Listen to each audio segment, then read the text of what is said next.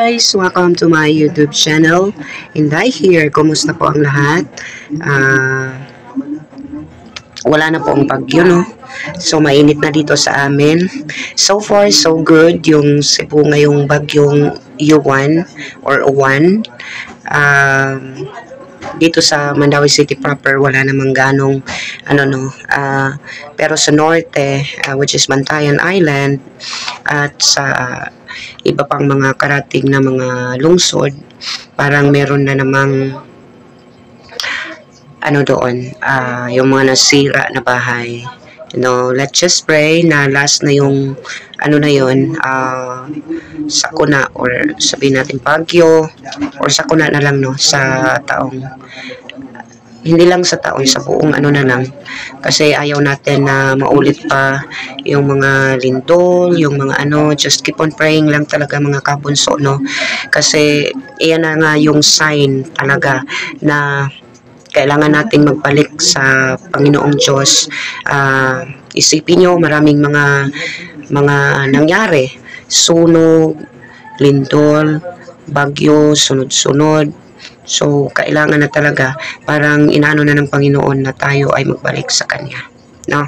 Anyways, I created this video because today is November 10. Now, as we all know, every 10th of the month is the monthsary of my second team, which is ang Team Layas.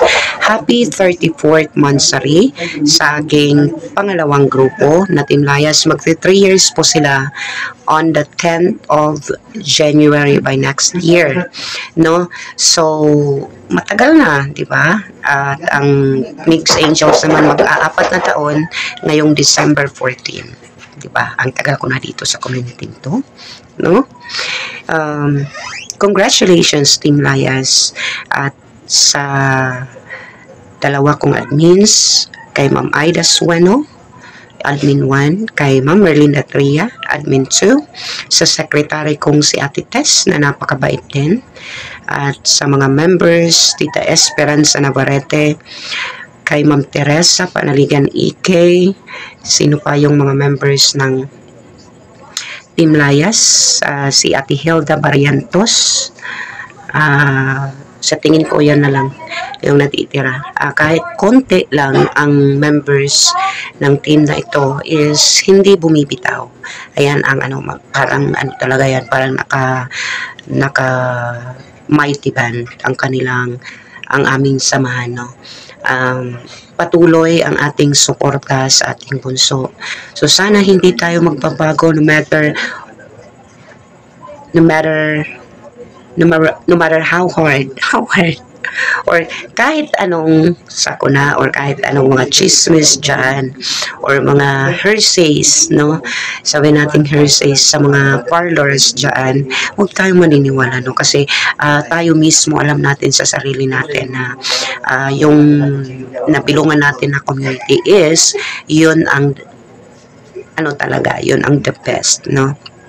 At si Bunso ang ating nag-iisang founder lang talaga, no? Anyways, congratulations once again sa aking Team Layas, Migs Molino Solid Supporters. Mabuhay kayo mga teams, no? At nais ko lang i-congratulate itong dalawang admins at saka yung secretary kasi sila talaga hindi bumitaw talaga, no? Kahit nagsilayasan yung iba, sila nandyan pa rin, hindi naniwala. Kay Ma'am Merlinda Tria, hindi din. Kay Ma'am Aida Sueno, lalo na kay Ma'am Aida Sueno at kay Ate Tess, no? Grabe talaga ang mga na to. So nagpapasalamat si Inday as your founders sa grupo lang, hindi sa community, na nandyan kayo palagi at ite-treasure ko ang inyong kabaitan sa akin.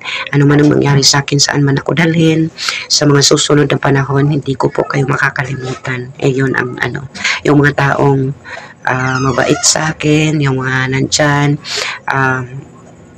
meron man or wala, nandyan pa rin, sa akin, nakasuporta. Mind you guys, na pagdating ng panahon, kung saan man ako dalhin, dadalhin ko lang kayo. No, I'm just kidding. So, yun lang ang ano ko. So, nalalapit na din ang ating Christmas party at birthday party ni Bunso Migsulino, no. Sa mga kabunso, just enjoy and enjoy nyo lang yung moment na kasama ninyo ang ating idol. Okay? So, this is Soren Tay. Maraming salamat po sa inyong panonood. God bless everyone.